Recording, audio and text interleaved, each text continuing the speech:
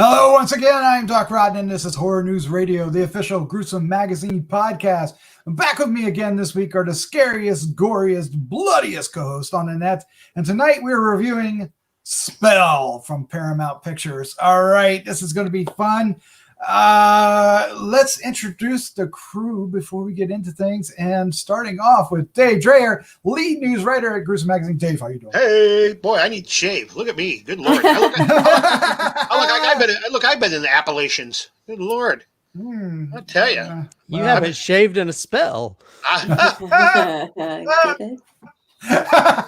Also, I got a little bit of a lag. Sorry, if I sit here, if I suddenly answer you blaringly out of nowhere, it's because I'm just hearing you. I'm not sure what's going on. Internet interference today. All right. Also joining us is award-winning filmmaker Christopher G. Moore. How you doing, sir? I'm doing good. I'm glad my internet voodoo doll of Dave is working. Oh, what did they call it? They didn't call it the boogity. Boogity. Yeah. Get off my boogity, more. That sounds dirty. No, you two need to get a room. All right. Do you remember that one boogity in there? Because if you do, then that would be even weirder. Do you remember that one they showed? Yeah. That was... All right. Tried to black that out. That inadvertently got strange. It certainly did. All right. Also joining us, podcasting rock star and international cosplay queen, Vanessa Thompson. Vanessa, how you doing? Embarrassing us all. Making it strange since 1984. Wow, nice. Oh, man, that is the truth. Oh, gosh.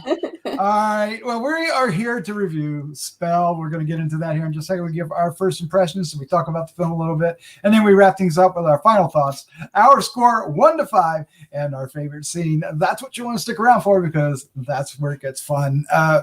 No, it's going to be dull until then. Stupid. No, it's going to be fun all along. What am I saying? But yeah, stick around because that's the cool part. No, it's going to be cool everywhere. Shut up. All right, guys. Yeah, Chris is like, what are you doing? What are you doing, Doc? What are you doing? All right. What film are we talking? We're talking about Spell.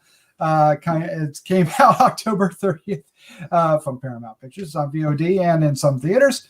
The synopsis is: a man crash lands in rural Appalachia where he awakens in the attic of a traditional HooDoo practitioner. He desperately tries to break free from her dark magic and save his family from a sinister ritual before the rise of the blood moon. It is directed by Mark Tonderai and written by Kurt Wimmer. The cast includes Omari, Hardwick, Loretta, Devine, and Lorraine Burroughs. HooDoo. HooDoo. I always think voodoo, but it's HooDoo. The hoodoo you do so well. Yeah, there's everywhere you can go with that. All right, how are we going to do this? Well, I think, Vanessa, you should go first. What is your first impression of Spell? I was surprised because, I don't know what to say that isn't too spoilery. There's a lot of things in this that surprise you that I think need to unfold as you're watching it. Especially considering the cast, the people that you see that they have involved in this. But I really liked the kind of backwoods hoodoo story that we were getting told. I liked all the weird traditions. I kind of wish I would have been able to have it with subtitles, though, because a lot of the words I couldn't understand. So I kind of had to put it in my head together what they were talking about, especially in the beginning when she's doing her first little breakdown of what's going on. I don't know. There was something kind of. This movie feels kind of middle of the road to me, but at the same time, a little endearing. And now that I'm thinking about it, it's giving me flashbacks to Trilogy of Terror a little bit. Do you remember that little guy? Yeah, I know what you're talking about. Yeah, the little what are they called in this? The devil doll. Yeah, but in this one, the little boogities Boogedies. look like the devil doll guy, kind of. Now that I'm thinking about it, so I don't know. I don't want to say too much. I'll stop my first impression there. All right, Dave Dreher, you're up next. What's your first impression of Spell? Spell. Yeah, I'm gonna kind of go with Vanessa here. It's kind of a middle of the road. It's not a horrible picture. I kind of like the story a little bit. I'm not sure where in the Appalachia this is supposed to be exactly. They don't really ever really say. But I know those type of practitioners are, I don't want to say they're common, but growing up close to the Appalachians, you hear about these doctors who operate out of their homes. I once worked with a lady at an establishment who that she didn't go to the doctor. She went to one of these practitioners. Really? And she would tell me about how they rub these roots together and stuff, and they would make her all better. And I was always like, yeah, okay, well, this lady's just fucking crazy. But they do exist in these backwood areas. And I kind of appreciated that the story took place there. I found it interesting, I guess is what I'm trying to say.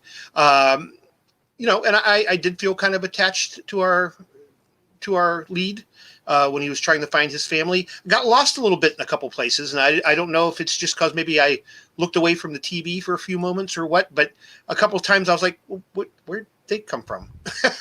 How'd they, where? So I don't know if that was just a gap in the story, or again, if I got distracted by a bee and then came back and had missed something.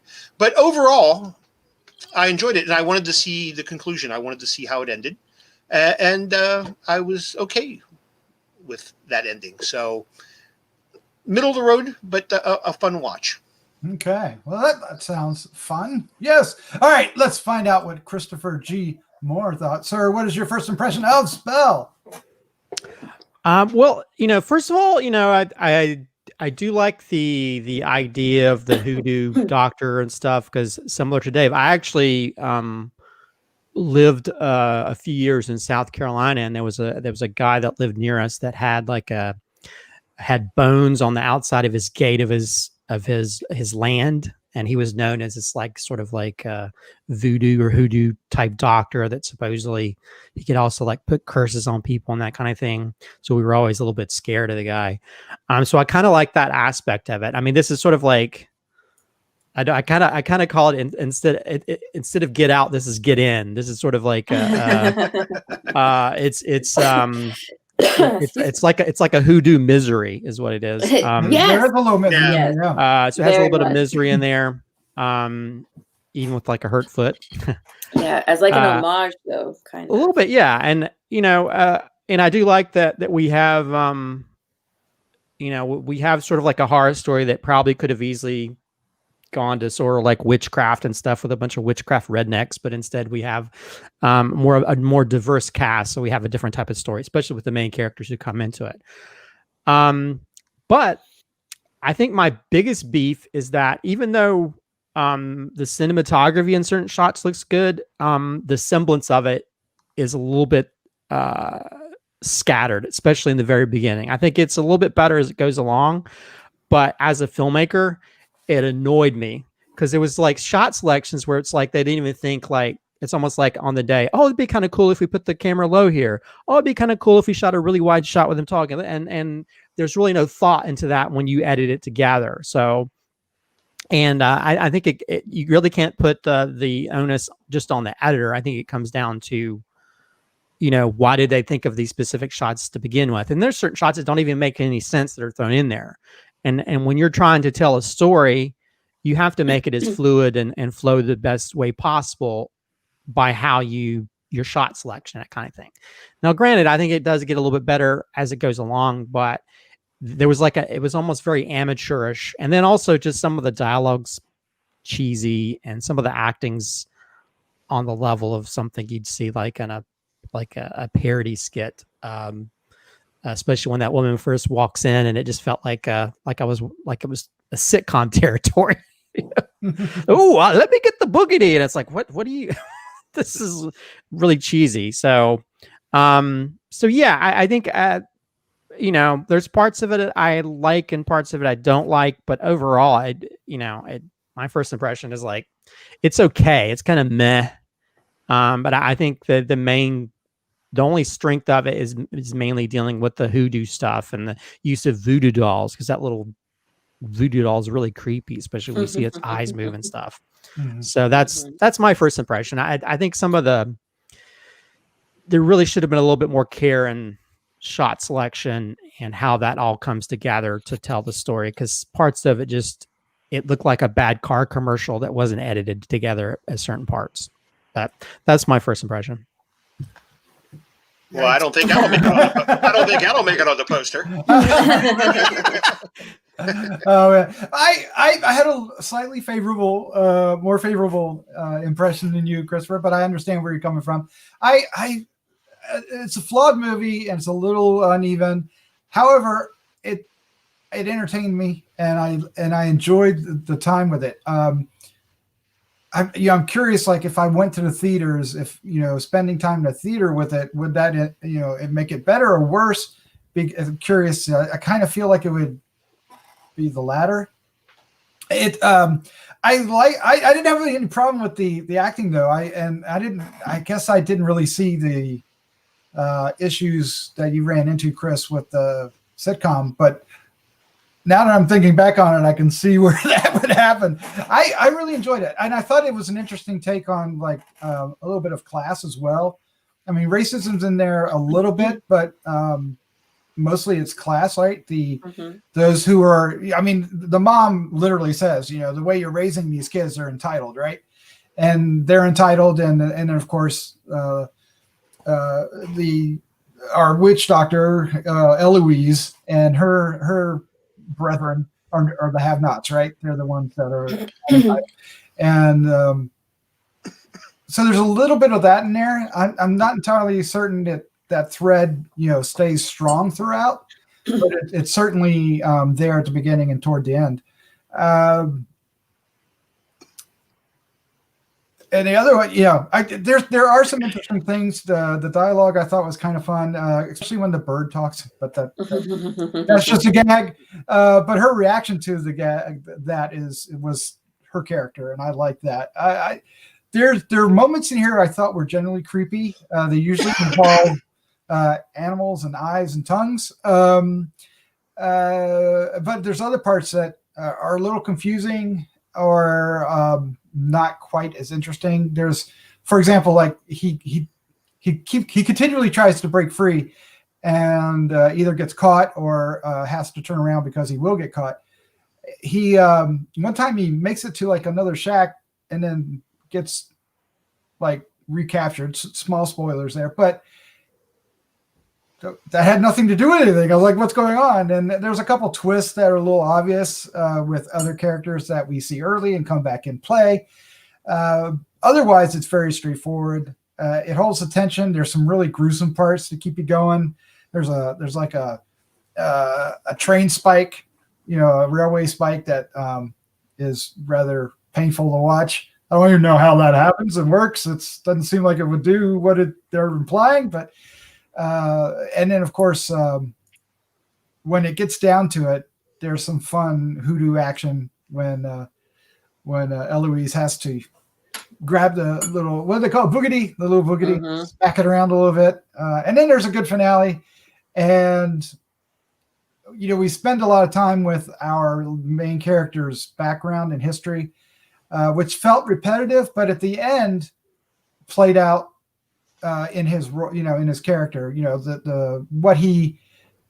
the basis of his background, what he drew from his background, not necessarily how it affected him, but what he drew from it actually, helped him survive. So there was, I don't know. I think it's kind of like, it's kind of like a Lifetime movie, but amped up a little beyond it. You know what I mean? With some gore and some cussing birds, but.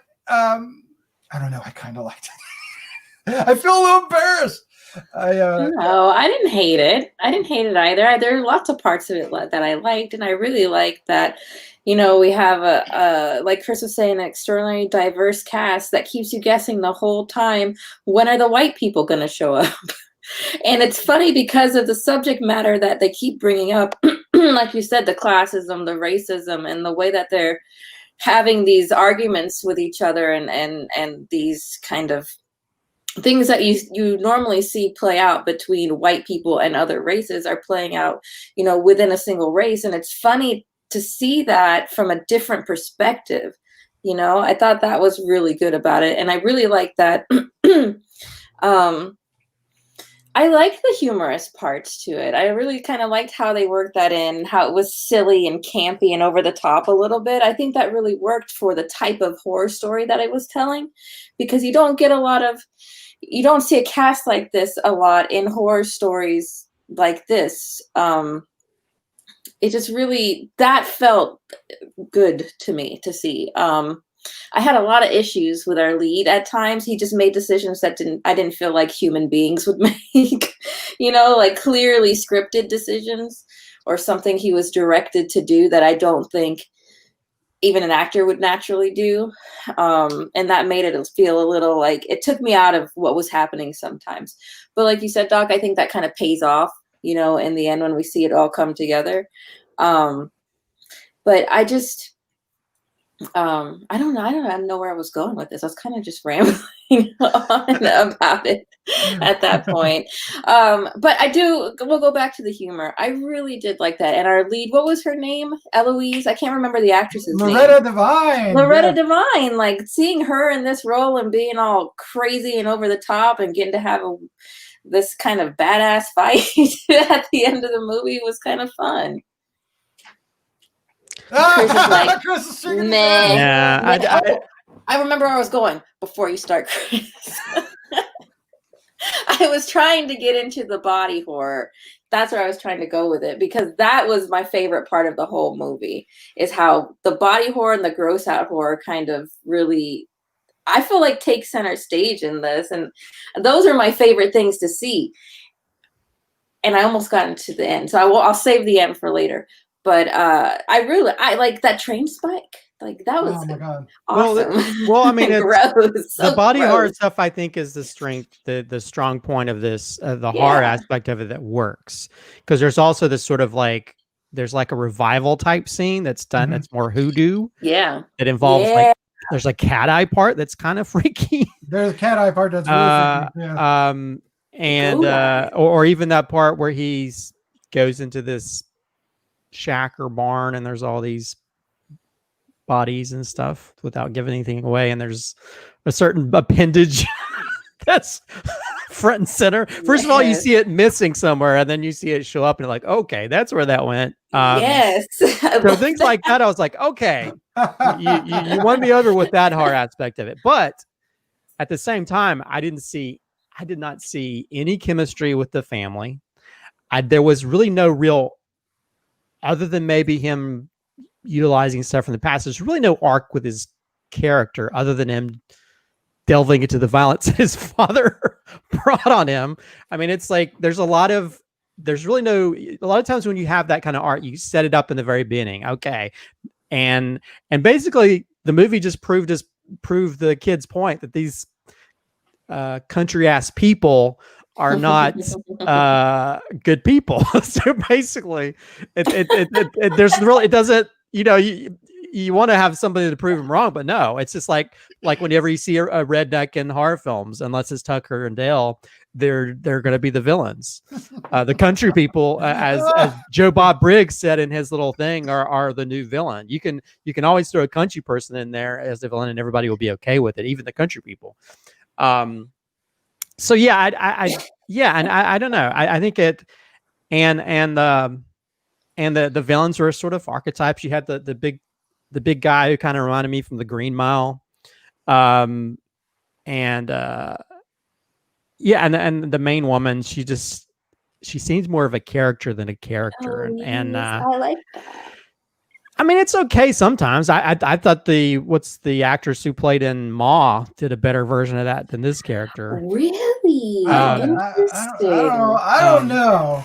This one felt like she stepped out of like a really bad sitcom, like 227 or something, like something from like the 80s.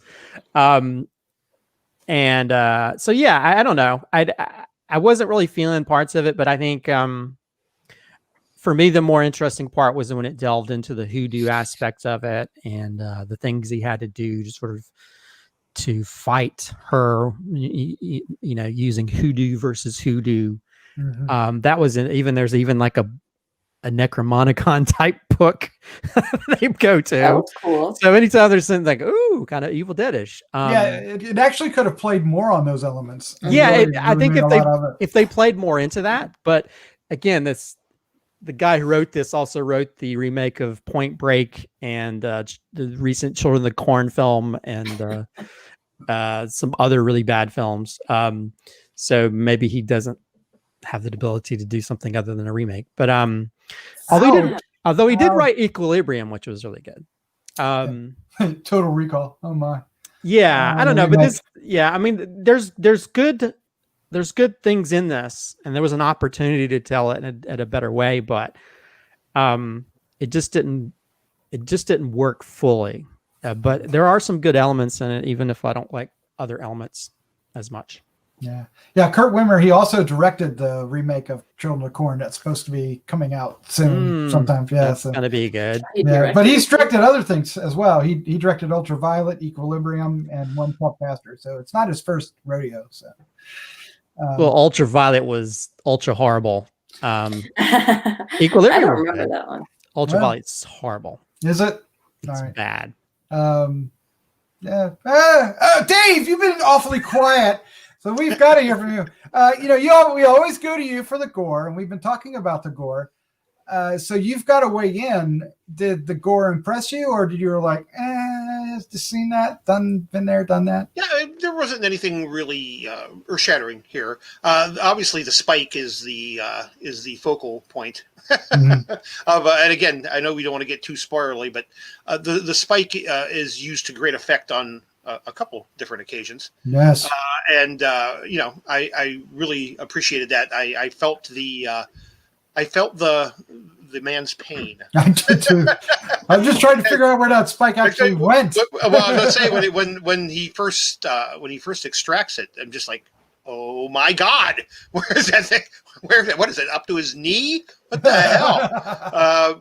But I think that worked really well. I didn't, again, obviously I did not spend near as much time critiquing this one as me. I was just looking for some fun Friday afternoon brain dead entertainment, and this fit the bill for me.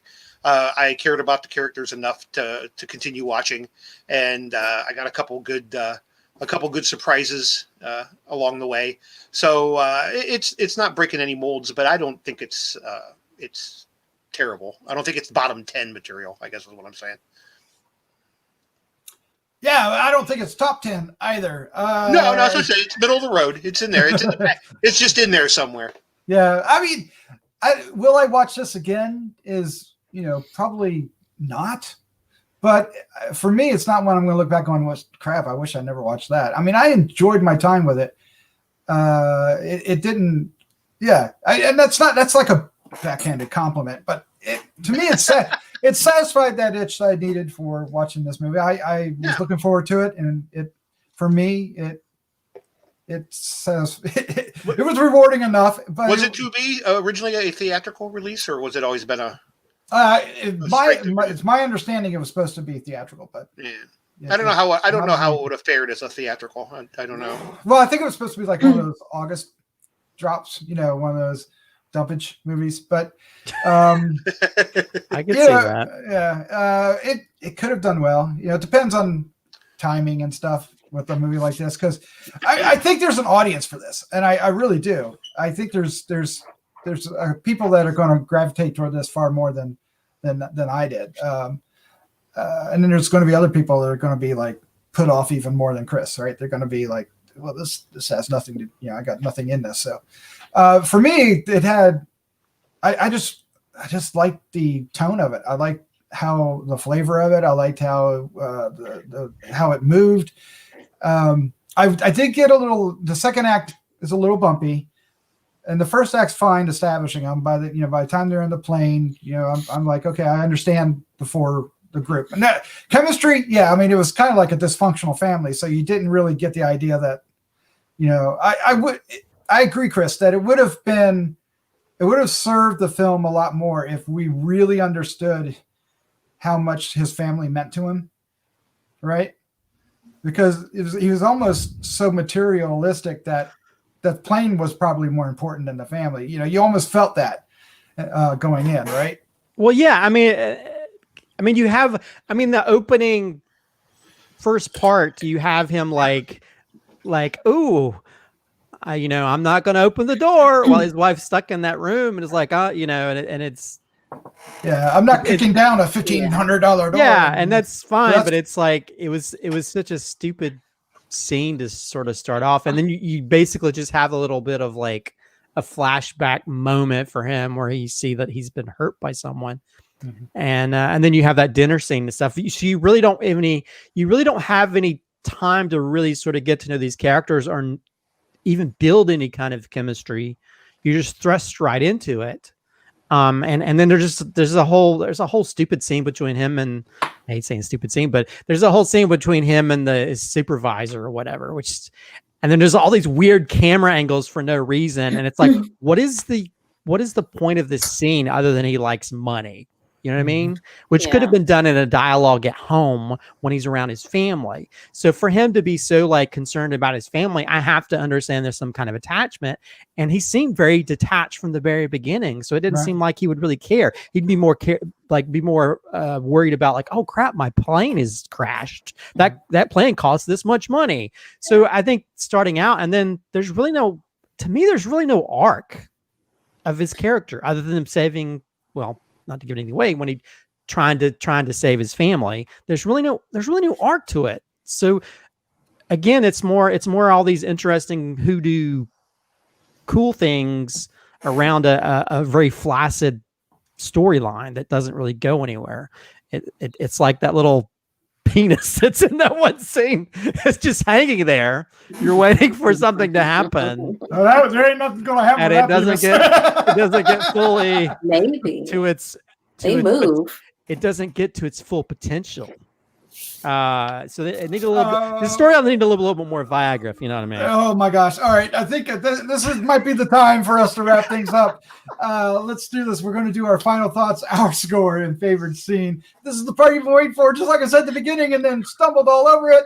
Now the payoff is here. But before we do, if you are still hanging with this one, thank you. Hit the subscribe button down below, hit the like, and hit the bell if you want to be reminded about future episodes.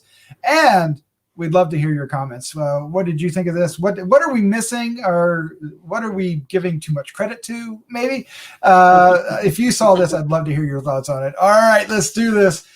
Same order. So Vanessa, you're up first. What is your final thoughts, your score, and favorite scene? So can I go spoiler heavy from this point on? Because a lot of things I want to say about it are kind of spoilery. All right, let's do that. Okay. This is going to make it really tough for a lot of people, but it's worth it. Spoilers from here on out. I think we did really well coming up to here, so go ahead. Yeah. Do it. Okay, so now with spoilers. I have to say, so the first 20 minutes of the movie, I couldn't stand. This is not a perfect horror movie by any means, but it is perfect in a way to me because I love the ending. I love that the hero wins at the end. I think that's something I've wanted to say the whole time, but that's a huge spoiler to give away the ending. But that felt so freaking good to me. I hate movies where the hero doesn't win. And to the point where I would have even been okay if it was just him that made it out and the rest of the family didn't. Bonus that the rest of the family did. And I really like the twist at the end with the remaining boogity of Eloise and what's going to come from that now. Like, that to me is part of the redeeming qualities of this movie. I felt so happy to see them succeed in the end. It's, it's like you don't want to see Ash die. You don't want to see the person you've been watching this whole time fight for their life lose it. And I love movies that give me that satisfaction. So I think that's why I feel a little more endeared toward the movie as a whole. And I also really love the boogity with the penis. He was my favorite. So when I saw that, I was like, that is so funny to put that in there. So with that being said, if this movie was on or somebody said you want to watch this, I wouldn't say no. I'd watch it. I had a good time watching it. I thought parts of it were really funny. I liked the little boogity characters that we saw and the box of them he was carrying out with him at the end. It had some really endearing qualities to me, even still having, its flaws here and there. So with that, I think I'm going to give this one a 3. I think a 3 is a good solid score for this one. Like I said, I really like the cast.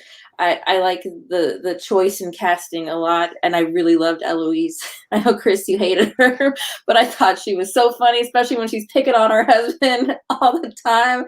I loved that. It was kind of the anti-horror part of it, right? It's more like you said, the sitcom part, but I enjoyed that. And my favorite scene is also a big spoiler, but it's where Mark takes Eloise's boogity and smacks it, and she goes flying through the air. Yeah. Like, I loved that. I thought that was awesome. And where he kind of he figures out the whole thing. He taps into the part of him that he's been shut off to, but able to use it in a good way, and picks up on all the tips that Eloise didn't know she was giving him, or maybe she did know she was giving him the whole time. So that was a big payoff for me. I like that. I like that a lot. That was. I enjoyed the hell out of that final scene altogether. But let's find out about the rest of the crew. Dave, what is your final thoughts, your score, and favorite scene for Spell? Well, now that we can get a little spoilerly, I made up a word. You can do that. Roll that out. But this has more to do with what I felt that the movie was a little bit more about. Because for me, like right from the get-go, this movie seemed about control. It was about him trying to control, that opening scene with the door, although it was played off as playful, he had control over the situation. The same. Dave? Did we lose Dave? Are you guys hearing Dave? Everything's dropped out. Oh, you're back. We're back. You're back, Dave. Hey, I'm back. Okay, I was gonna say, and no one's there in the conference room. His boss was pressing him about the fact that the clients. Was he going to fight just as hard for white clients as he was for colored clients? And again, it was about control. And when he loses control of the plane, and now he's being held control over this with this crazy woman in the attic. So that to me was like a reoccurring theme. And, so he was kind of running away from his father and his past. And in the end, it's his past is what saved him. He was able to draw back on that. And I kind of like that whole, to me, that was an arc, even if I created it in my mind. It's an arc that existed, and I bought into, and I followed. And much like Vanessa, I enjoyed the fact of how we ended things up. Favorite scene? The easy one is to go with the spike, obviously. Yes. But I'm gonna go for a 2 for here. I also liked at the end of the scene that you were picking, Vanessa, when he draws his line in the sand, if you will. Yes. And I just like the way that all played out as well. So again, I said it was middle of the road, and I'm going to kind of stick with that. I'm going to go with a 2.75. And I'm with Vanessa. If she called and said, let's watch this movie, I'd say, okay. I'm down with that. All right. Cool beans. Yes. Christopher G. Moore, you're up next. What's your final thoughts, your score, and favorite scene? Yeah, so this is a film. Let me say this much. I don't hate this film. I don't like parts of it. I think that there's certain good elements of it, that there was a really great opportunity to tell a better story, to incorporate those elements. And I think it falls short majorly. It's missing those extra elements that makes it the perfect boogity. But then other parts of it feel like Medea's HooDoo. It feels like a Tyler Perry thing, which I'd probably would watch that. It'd probably be more interesting and funny, especially if Tyler Perry was playing the mom. But yeah, I think it's there's certain. it's kind of sad because there's some really good cinematography in parts, and there's some good parts, and I think it's one of these films that gets better as it goes along. So I don't know if they really didn't care as much towards the beginning, and then when it goes full HooDoo with the stuff, it gets better. And I do feel like I love the whole last act of it when he's rebelling and stuff and trying to stop these people. I think that's the best part of it. But getting there was really a slog to get through, and a very sort of a mess in trying to create the flow to make this really work. And there's parts of it where you're kind of confused. You're not sure what's going on.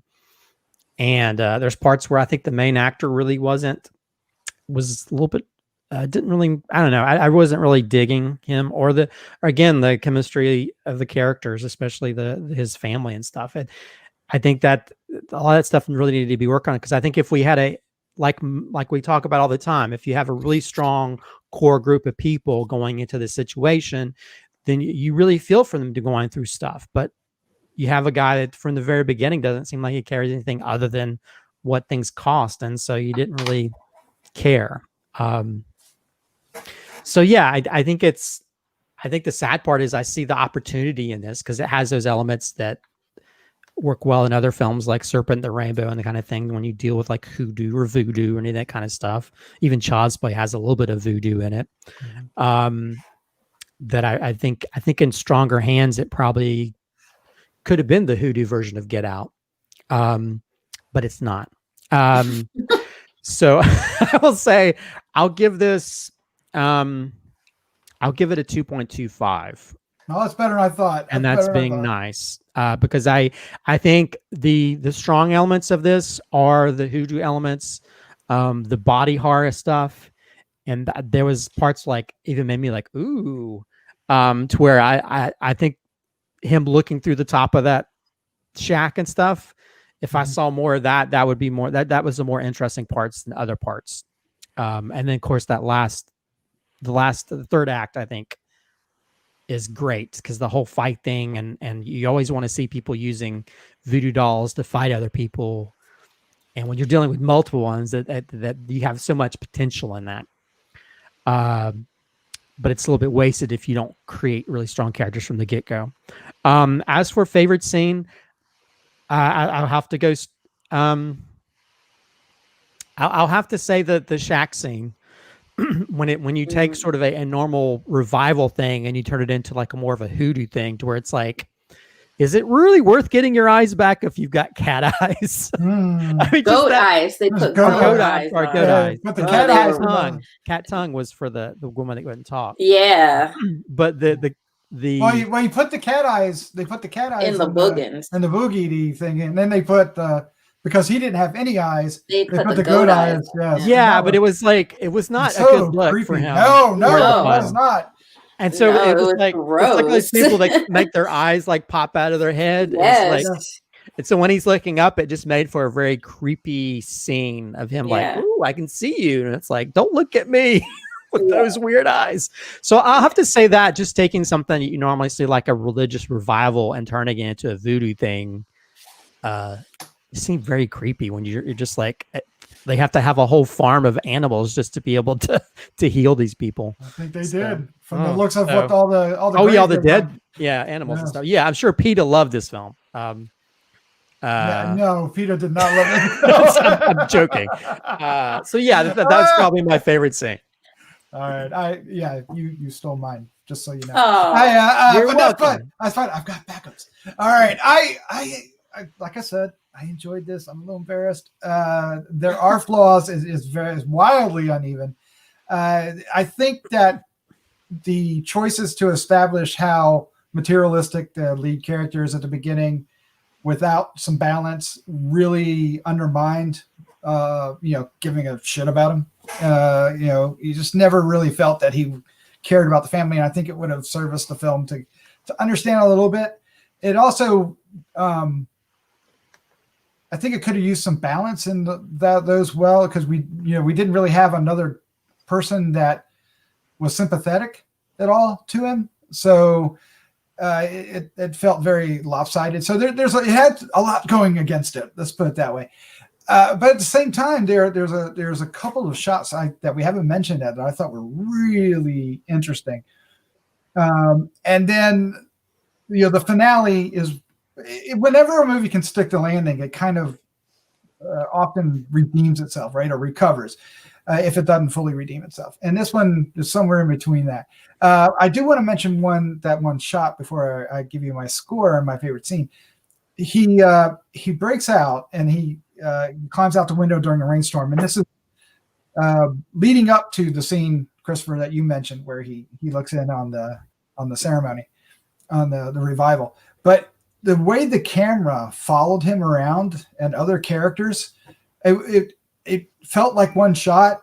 Obviously, it wasn't, because you could see where they kind of connected it when they came to a spot where no people were. But at the same time, it had a real nice flow to it, and was disorienting, which is what you want when he's hurt the way he is and trying to get away, and it's raining and storming, and people are after him and he's trying to hide. But anyway, I thought that was really interesting. So I'm going to give this, I told Vanessa, it was it is somewhere between a 3 and a 3.5. So I'm going to 3.25. I mean, I kind of just said that's what it was, right? So I'm going 3.25. Yeah, I think the only way I would watch it again is if somebody said, "Hey, let's watch it again." I wouldn't be the person saying that. This works better as like a best clip show, like something you'd see on YouTube, like best kills or whatever. I wouldn't mind watching pieces of this, but watching it from beginning to end, I really have no interest. You could, if I were watching it again, I probably wouldn't even pay attention for the first 20 minutes, right? First, fast forward. Yeah, I would be, until he wakes up in the attic. That's I'd go ahead and say, I'm going to go finish making the sushi. I'll be right back. Yeah. All right. So my favorite scene is was exactly what you were talking about, especially when the guy looked up and you saw it was just the creepiest damn thing. Could have used a lot more of that kind of visuals. Although the trio of folks in the coffins was interesting too, and the things that were with them, but the scene that made me laugh the hardest, and I kind of mentioned this earlier, is he's sneaking around the house. He's trying to get away. And I think it's the second time he might have been trying to get away. And he's in the hallway, and is it Eloise? Eloise is in the kitchen.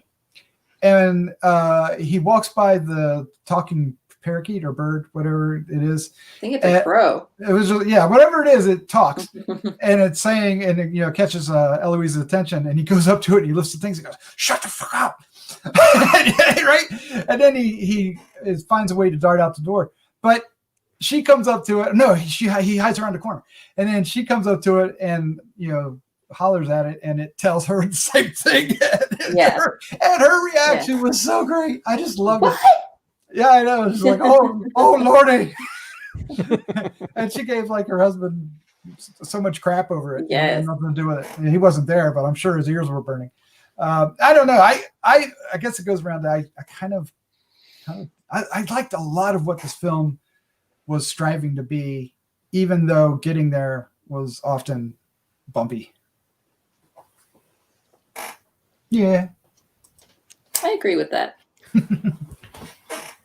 All right, well, there you go. That's our review of Spell from Paramount Pictures. It's out now on VOD and in some theaters, so go check it out if you're interested. And give us some comments. Let us know what you think down below. All right, guys. Christopher, Vanessa, Dave, thank you for joining me tonight talking about Spell. Good night, Doc. It's always fun. He just gonna jump straight to good night. I'm not thanking you. I'm saying good night. Get me out of here. Good night. Hey, good night. Yeah. I ain't gonna say it now. You're making me. Where's your boogity?